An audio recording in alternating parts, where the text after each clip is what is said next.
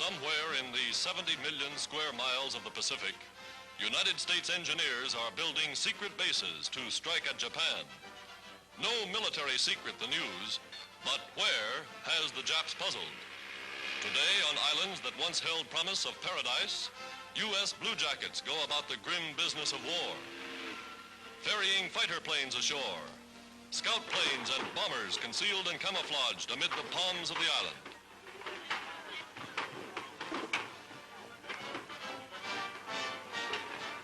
Moving in with plenty of aviation gasoline, oil, and supplies.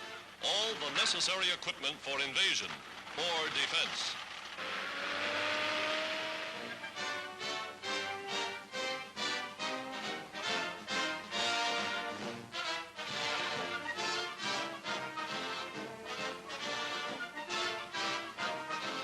Wading waist deep in tropical waters, they chart a base for seaplanes.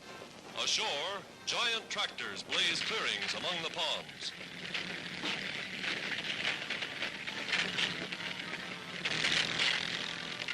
Here come the big guns, and they're soon made ready for action.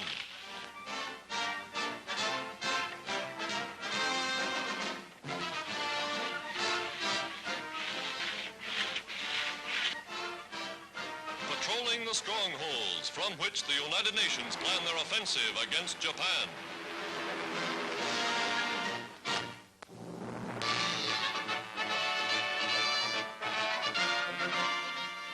Women in the war. U.S. Navy nurses line up for inspection in their new summer uniforms. Every day, new legions are being called to active duty afloat and ashore. Ready to follow the fleet to any battlefront, these traditional angels of mercy know but one code: service to humanity. Women, as always, the heroes of all wars. In Washington, the commander of the newly formed Women's Army Auxiliary Corps begins her duties. A housewife and mother, she will direct an army of 250,000 women. Women who will work behind the lines, relieving more men for combat duty in the field.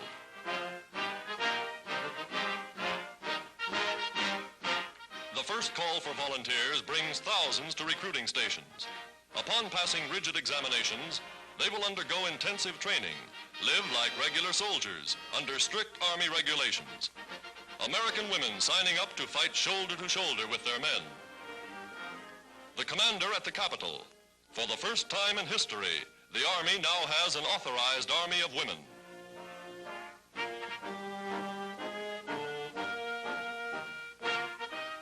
In mountain country, a woman's motorcycle corps takes to the field.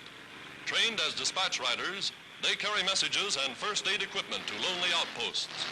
Women of America serving on the home front.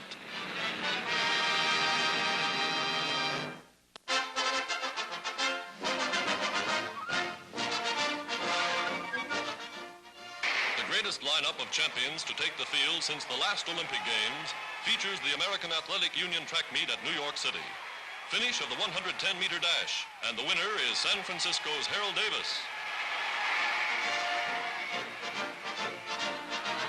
In classic Greek style, America's champion heaving the 16-pound shot put nearly 60 feet. Here they go in the 110-meter high hurdles. Sports playing an important part in the physical training program for America's youth. Watch the youngster nearest the camera. A university student, he wins the title in 14 seconds.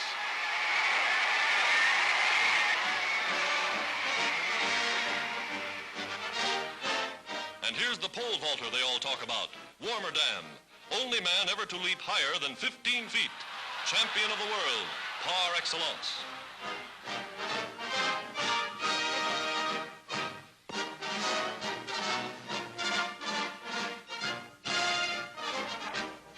The U.S. Post Office inaugurates a fast new mail service for soldiers and sailors overseas. Letters written on special forms, 4 by 5 inches when folded, are stamped and posted like regular mail. Each letter, passed by the censor, is photographed on small rolls of 16-millimeter microfilm. A 100-foot roll of film can carry 1,500 individual letters. Quite a saving in cargo space, when you realize that 150,000 letters that ordinarily fill 22 sacks will on microfilm take just one bag. On arrival, the letters are enlarged to readable size. Good news for servicemen overseas.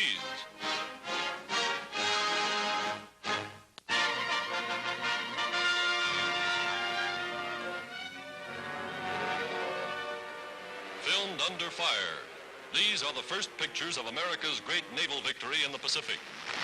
Army, Navy, and Marine planes, cooperating with the fleet, surprise a Jap invasion force sent to capture strategic Midway Island, stepping stone to Hawaii and the North American continent.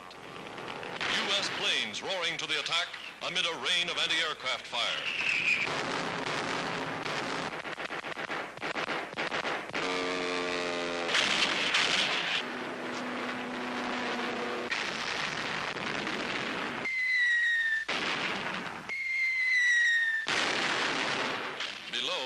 A blazing enemy cruiser fatally hit, maneuvering to get away.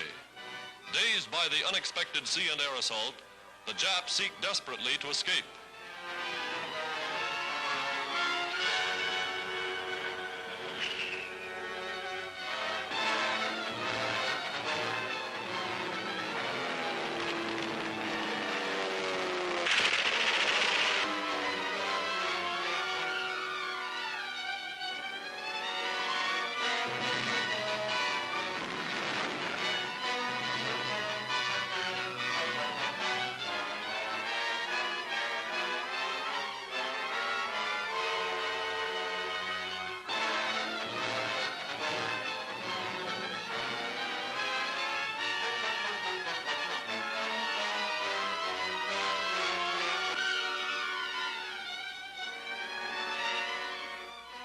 The toll, 18 Japanese ships, cruisers, carriers, and destroyers, crippled like this or sent to the bottom.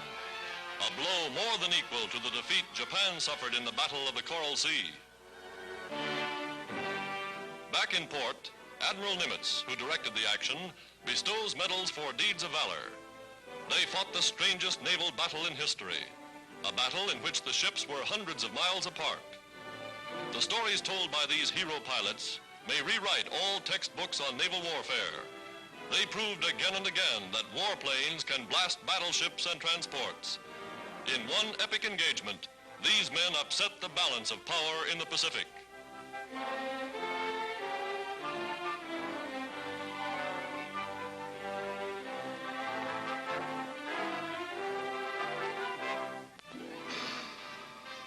The lesson is learned.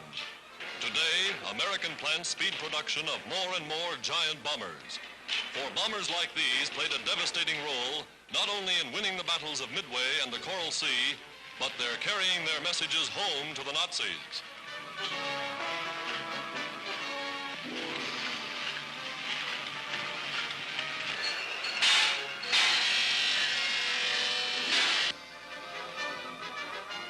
Operating day and night on a 24-hour mass production schedule. America giving wings to the greatest armada of fighting ships the world has ever known. And here are more men ready to fly them. Midshipmen saluting the color girl as families of naval cadets come to see their sons made officers of the fleet and the Fleet Air Arm. Today they march in their final review, the cream of America's young manhood, their lives dedicated to uphold the tradition of the Navy.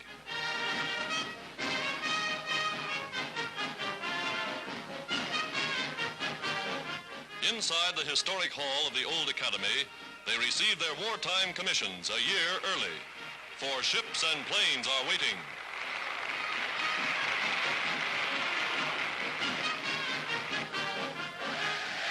New fighting men ready to man America's all-ocean Navy.